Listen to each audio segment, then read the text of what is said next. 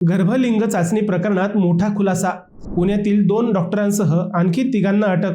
आता या प्रकरणातील आरोपींची संख्या पोहोचली आहे तब्बल 16 वर.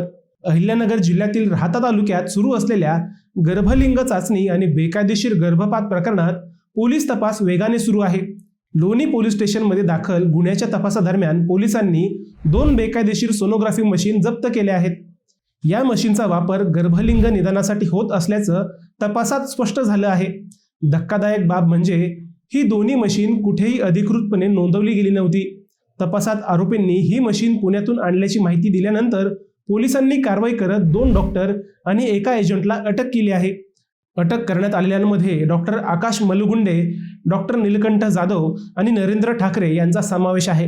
पोलिसांनी बुधवारी रात्री 3 ताब्यात घेतलं आणि न्यायालयात हजर केलं. न्यायालयाने त्यांना 2 दिवसांची पोलीस कोठडी सुनावली आहे. या प्रकरणात आतापर्यंत एकूण 16 आरोपींना अटक करण्यात आली असून त्यात तब्बल 5 डॉक्टरांचा समावेश आहे. भारतात गर्भलिंग तपासणी आणि स्त्री भ्रूण हत्या हा कायद्याने गंभीर गुन्हा मानला जातो.